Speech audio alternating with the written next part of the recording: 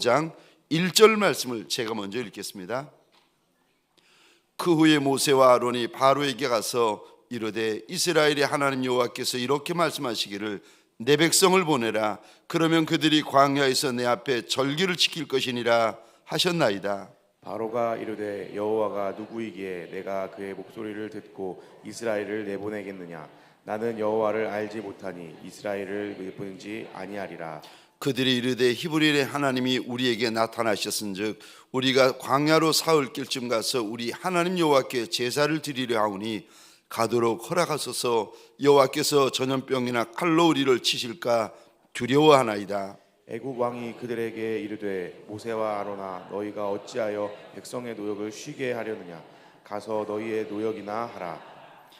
바로가 또 이르되 이제 이 땅에 백성이 많아졌거늘 너희가 그들로 노역을 쉬게 하는도다 하고, 바로가 그날에 백성의 감독들과 기록원들에게 명령하여 이르되 너희는 백성에게 다시는 벽돌에 쓸 짚을 전과 같이 주지 말고 그들이 가서 스스로 짚을 줍게 하라.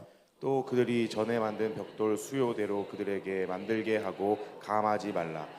그들이 게으름으로 소리질러 이르기를 우리가 가서 우리 하나님께 제사를 함께 드리자 읽겠습니다. 하니 그 사람의 노동을 무겁게 함으로 수고롭게 하여 그들로 거짓말을 듣지 않게 하라. 아멘. 오늘 본문의 말씀을 가지고 왜 순종하지 않습니까? 라는 제목으로 우리 주님이 주시는 말씀과 은혜를 함께 나누기를 원합니다. 왜 하나님의 말씀인데도, 우리 주인 예수의 말씀인데도 왜 저와 여러분들은 종종 순종하지 않는 겁니까? 여러분, 순종에도 때가 있습니다. 아멘이세요? 순종에도 때가 있습니다. 우리 하나님께서 바로 왕에게 내 백성 이스라엘을 보내라 말씀을 하시는데 바로가 거절합니다. 그랬더니 그때부터 10가지의 재앙이 하나씩 애굽 왕궁 온 애굽 땅 위에 부어지기를 시작하는데, 먼저 피재앙부터 시작이 되어집니다. 또 모세와 아론이 가서 하나님께서 하나님의 백성을 내 보내라 하십니다. 말씀을 전하는데 거절합니다. 개구리 재앙이 시작됩니다. 다음에는 이 재앙, 다음에는 파리 재앙, 결국은 10가지 재앙이 다 부어지는데 10번째 재앙은 애굽에 있는 모든 장자, 가축과 짐승의 모든 처음 난 것들의 생명을 취해버리는 죽음 재앙까지 맞고 나서야 애굽 왕 바로가 하나님 앞에서 철저히 항복하며 이스라엘 백성들을 다 내보냅니다. 제가 이것을 보고 알았습니다. 순종에도 때가 있다. 그리고 때를 놓치면 때를 써도 안 된다. 우리 하나님은 순종 제사보다 순종이 낫다고 하시는데, 우리 하나님은 수량의 기름보다 듣는 것이 낫다 말씀하시는 하나님이십니다. 우리말로 하자면 예배보다 순종이 낫고 헌금 헌신보다 순종이 더 나은 것이다 하나님께서 일러주시는데, 왜 우리는 종종 우리 주님의 말씀을 듣기 거절하는 겁니까? 첫 번째로 높아져서 그렇습니다. 자리가 높아지고 마음이 높아져서 그런 겁니다. 지금 애굽 왕 바로는 높은 자리에 앉아 있습니다. 애굽에서 바로보다 큰 자가 누가 있고, 애굽에서 바로보다 높은 자, 바로보다 힘 있는 자가 누가 있겠습니까? 그러니까 애굽 땅에서 바로가 가장 큰 자고 가장 높은 자고 가장 힘 있는 자입니다. 자리가 높으니까 마음마저 높아진 겁니다. 그러니까 마음이 높아지면은요, 하나님이 아무리 말씀하셔도 듣질 않습니다. 이거를 가리켜서 성경에서는 교만이다 일러 주십니다. 여러분, 하나님께서 제일 싫어하는 죄가 교만죄입니다. 왜냐하면 그 옛날 천상에서 하나님 앞에 드려지는 예배를 담당하는 천사장이 있었는데, 루시퍼죠.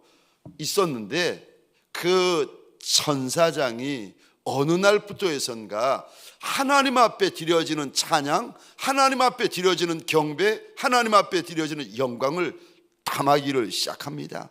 피조물이 조물주의 영광을 넘보기 시작합니다. 그리고는 결국은 천국에서 쫓겨나게 되어집니다. 이사야 14장입니다. 12절부터 제가 혼자 읽겠습니다. 너 아침의 아들 계명성이여 어찌 그리 하늘에서 떨어졌으며 너 열국을 엎은 자여 어찌 그리 땅에 찍혔는고 내가 내 마음에 이르기를 내가 하늘에 올라 하나님의 뭇별 위에 내 자리를 높이리라. 내가 북극 지폐의 산 위에 앉으리라.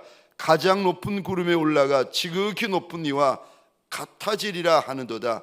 그러나 이제 내가 수월 곧 구덩이 맨 밑에 떨어짐을 당하리로다. 높아지니까, 자리가 높아지니까 나중에는 마음까지 높아졌습니다.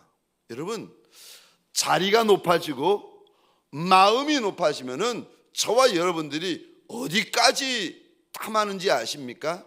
하나님이 받으시는 영광마저도 탐하는 존재가 되어 버립니다. 교만의 끝은 패망입니다. 잠언 16장 18절입니다. 우리 같이 읽겠습니다. 시작.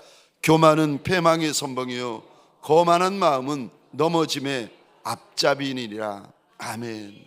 사랑하는 성도님들에게 소원합니다. 아무리 자리가 높아져도 우리의 마음은 낮아지고 낮아지시기를 주의 이름으로 축원합니다. 누가복음 14장 11절 우리 주님께서 이리 말씀하십니다. 무릇 자기를 높이는 자는 낮아지고 자기를 낮추는 자는 높아지리라. 우리 임금, 우리 왕, 우리 목자이신 예수님도, 만왕의 왕, 만주의 주가 되신 예수님도 겸손의 왕이신데, 저와 여러분들, 예수님을 따라가는 저와 여러분들에게 소원합니다. 내 주인도 겸손의 왕이신데 저와 여러분들 겸손의 종으로 이 한날 살아가시기를 주의 이름으로 축원합니다. 두 번째요, 왜 하나님의 말씀인데 우리가 종종 거절합니까? 두 번째입니다. 마음이 강팍해서 그렇습니다.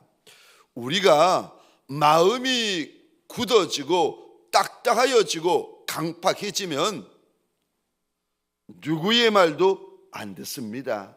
사람의 말도 안 들을 뿐 아니라 하나님의 말씀도 듣기를 싫어합니다.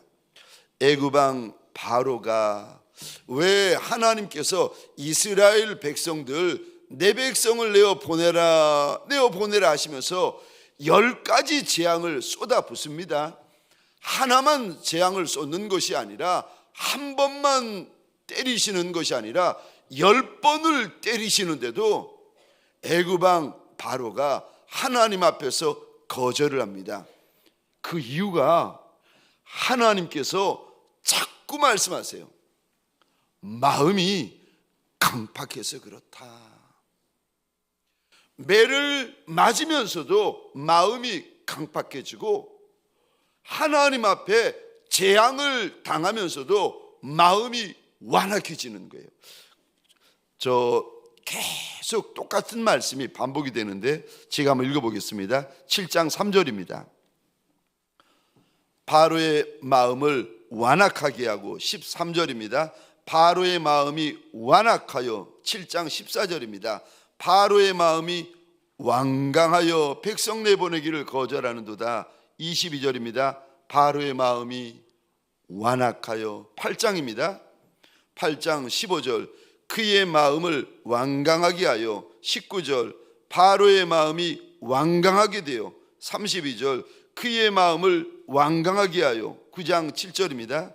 바로의 마음이 완강하여 12절 바로의 마음을 완악하게 하셨으므로 우리 10장 20절입니다.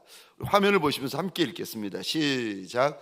바로의 마음을 완악하게 하셨으므로 이스라엘 자손을 보내지 아니하였더라. 아멘. 왜 바로는 조물주요 창조주 되시는 하나님의 말씀을 안 들었던 것일까? 3400년 전에 왜 바로는 그랬던 걸까? 하나님께서 바로의 마음을 우리에게 보여주시는데 그의 마음이 완악했고 그의 마음이 완강했다 하나님께서 일러주십니다.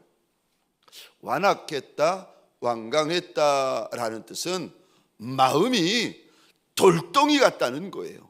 마음이 쇠덩이 같고 마음이 납덩이 같았다는 겁니다.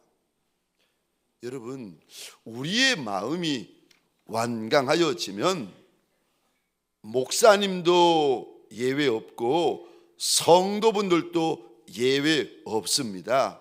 영적으로 보면 하나님 앞에서 저와 여러분들의 마음이 돌덩이가 되는 거예요. 영적으로 보면 저와 여러분들의 마음이 쇠덩이가 되고 납덩이가 되어 있는 겁니다. 이러고 나면은 우리 안에 듣는 마음이 사라지고 듣는 귀가 없어집니다. 사랑하는 성도님들에게 소원합니다. 우리 안에 열린 마음이 있고 우리 안에 열린 귀가 있는 종들이 되어지시기를 주의 이름으로 축원합니다. 마음밭이 늘 부드러워지셔야 됩니다. 주의 은혜로 우리의 마음밭이 늘 적셔져 있어야 됩니다. 근데 어느 날부터에선가 무슨 이유로 마음이 싸나워지고 마음이 완악해지고 마음이 완강해지는 종들이 있답니다. 그러면 그때부터는 여러분 가만히 보세요. 순종하기를 싫어합니다. 순종하기를 거절합니다. 순종하는 것을 외면합니다. 어떤 길을 걷는가 마음이 굳어지면은 그때부터는요 누구도 예외 없습니다. 불순종의 길을 걸어갑니다. 근데 바로가 하나님의 말씀을 듣지 않았던 이유를 마음이 완강해서 그렇다라고 하나님께서 수도 없이 마음의 문제였다라고 우리에게 일러주시는데 당황스러운 부분이 하나가 등장하는데 성경에 보면 이렇게 되어져 있습니다. 하나님께서 그의 마음을 완강하게 하신지라.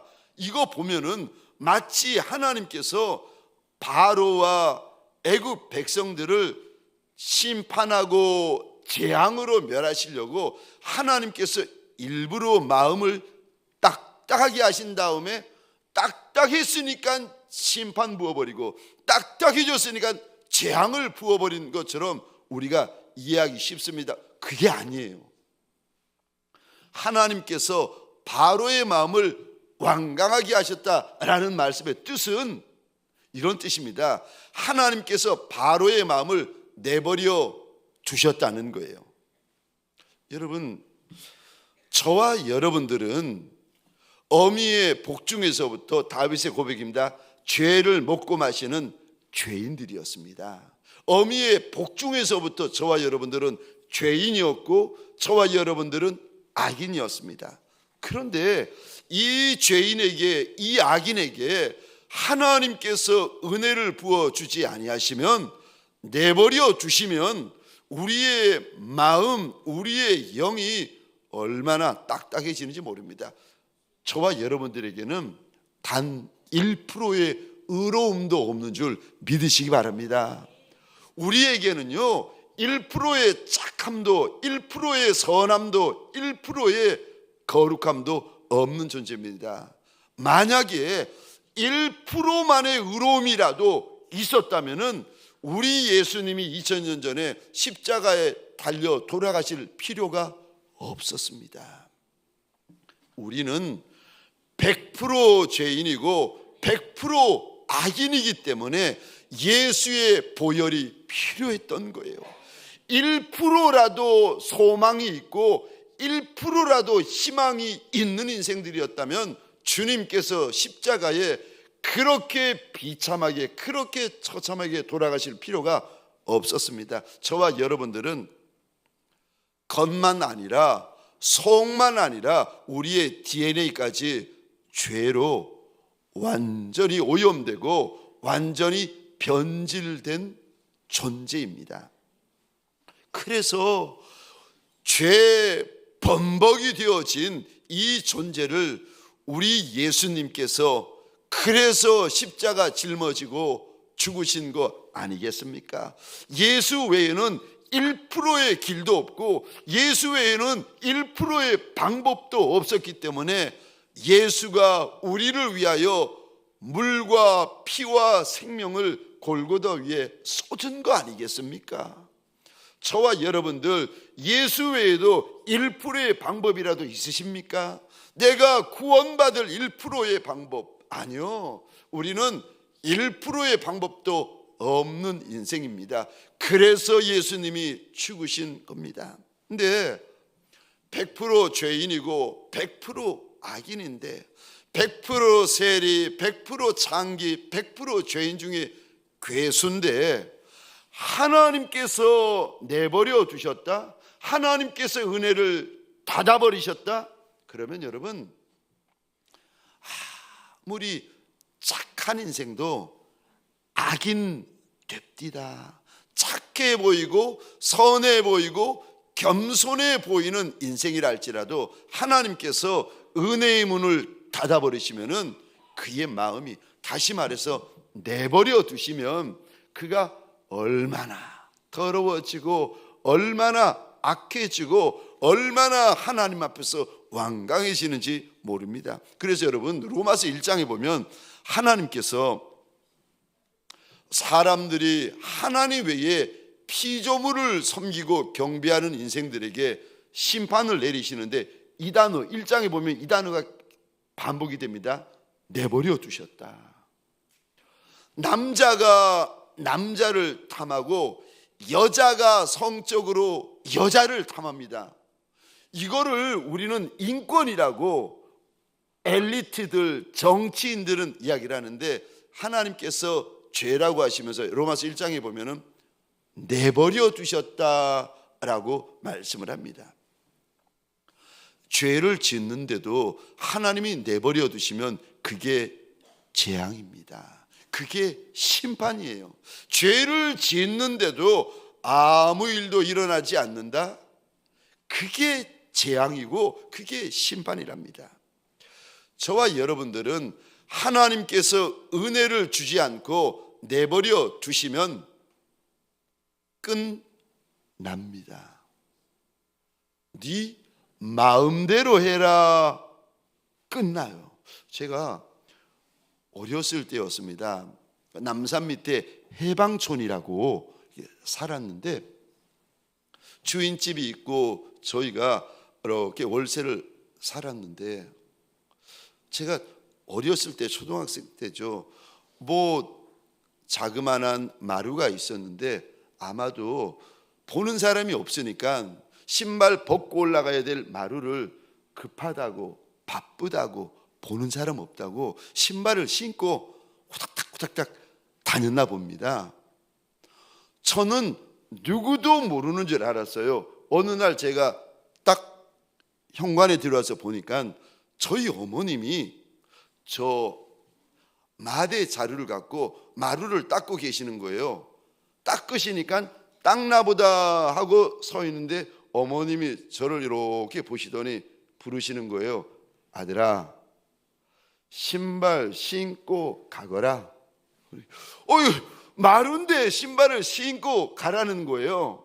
그래서 아니, 마루인데 신발을 벗고 가야지 어떻게 신고 갑니까? 그랬더니 어머님이 또 그러시는 거예요. 괜찮다. 신발 신고 지나가거라. 네 마음대로 하라는 거예요.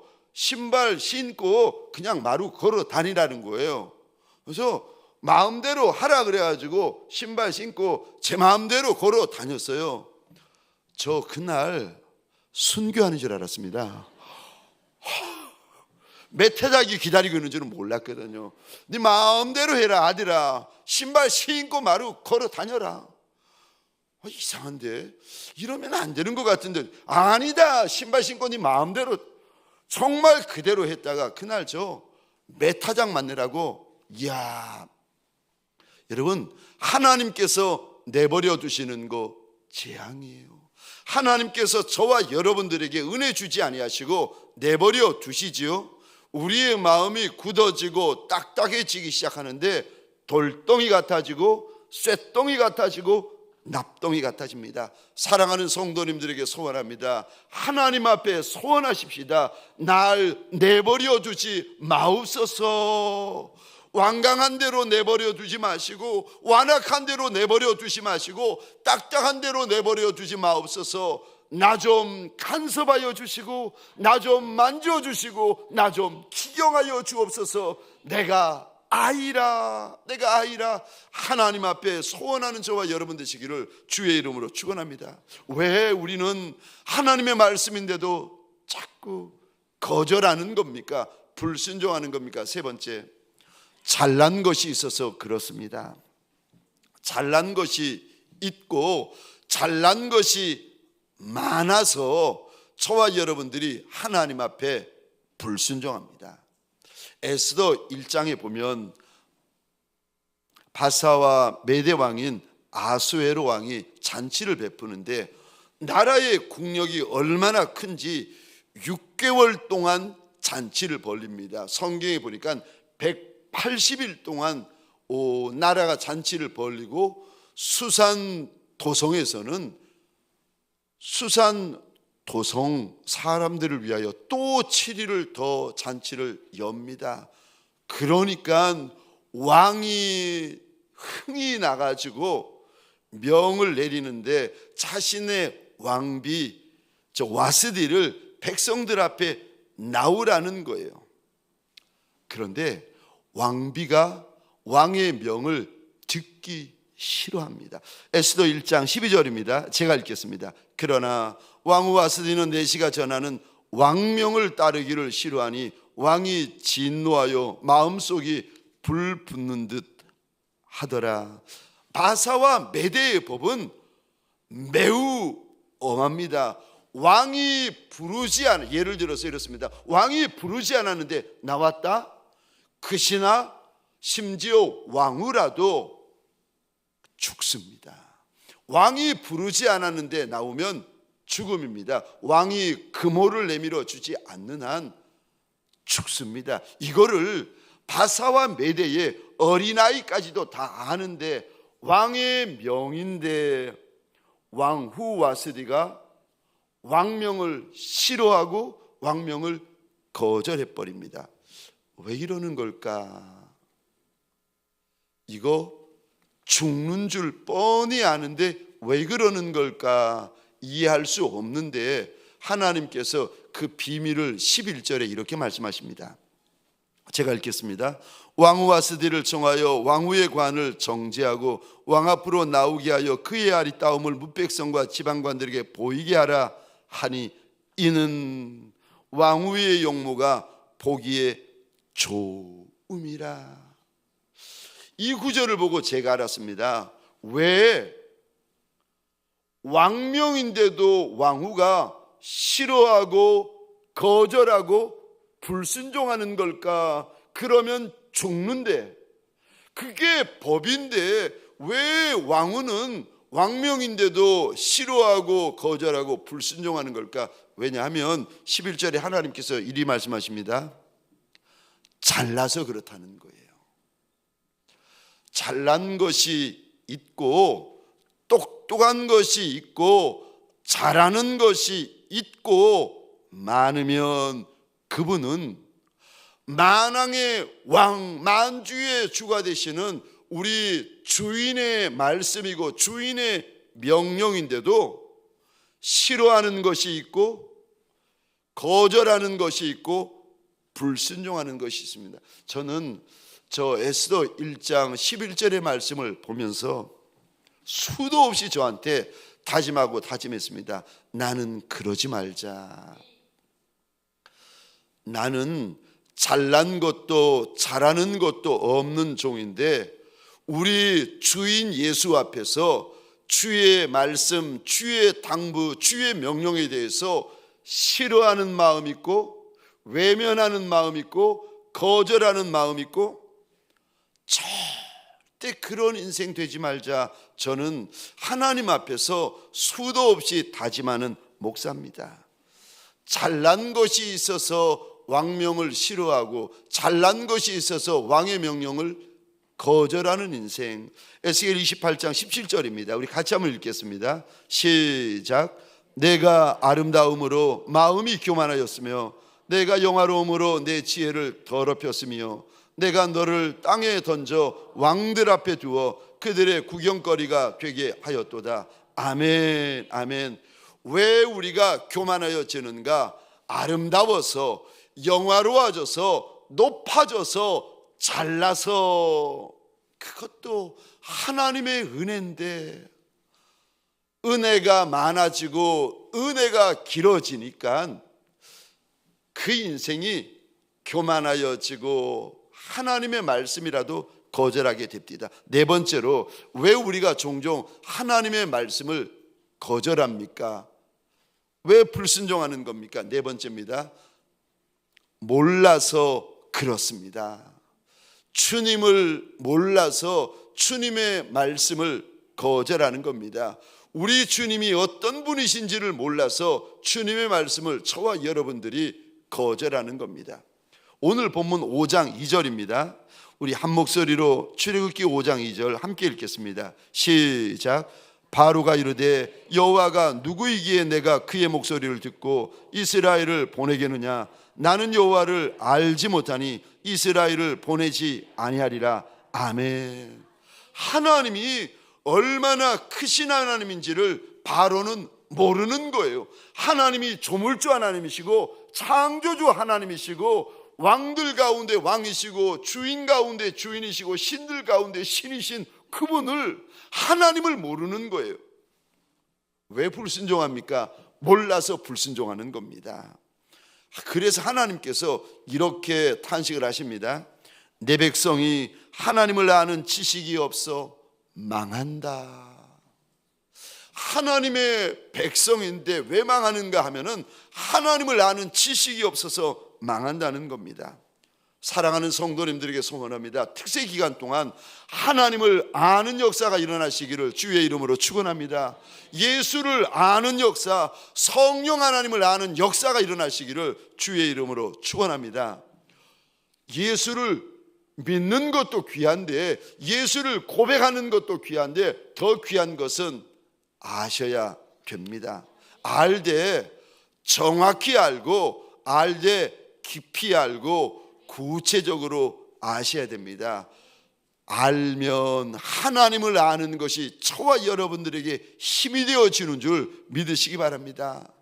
아는 것만큼 강하여지고, 아는 것만큼 용맹하여지고, 아는 것만큼 담대하여집니다. 호세아 선지자 이리 고백합니다. 6장 3절 같이 읽겠습니다. 시작. 그러므로 여호와를 알자. 힘써 여호와를 알자. 그의 나타나심은 새벽빛같이 어김이 없나니 비와 같이 땅을 적시는 늦은 비와 같이 우리에게 임하시리라 하니라. 아멘. 6절입니다. 하나님을 아는 것을 원하노라. 우리 하나님이 무엇을 원하시는가? 하나님 아는 것을 원하노라. 빌립보서 3장 7절 8절에 보면은 내 주 그리스도 예수를 아는 지식이 가장 고상하다고 우리 하나님께서 바울의 입을 통하여 우리에게 일러주십니다. 특세 기간 동안 주님을 알되 더 많이 알고 더 깊이 알고 더 친밀히 아시는 저와 여러분들이 되어지시기를 주의 이름으로 축원합니다. 특세 전보다 특세 후에 우리 주님과 더 친밀해지시는 종들이 되어지시기를 주의 이름으로 축원합니다. 적용 질문입니다. 적어 주시겠습니까? 오늘 나에게 주시는 주님의 명령은 무엇입니까? 그것을 어떻게 순종하시겠습니까? 오늘 본문 말씀을 통하여 나에게 주시는 주님의 명령은 무엇입니까? 그것을 어떻게 순종하시겠습니까? 저와 여러분들 21일 동안 내 마음이 돌덩이 같고 쇠덩이 같고 납덩이 같은 분들이 있으십니까?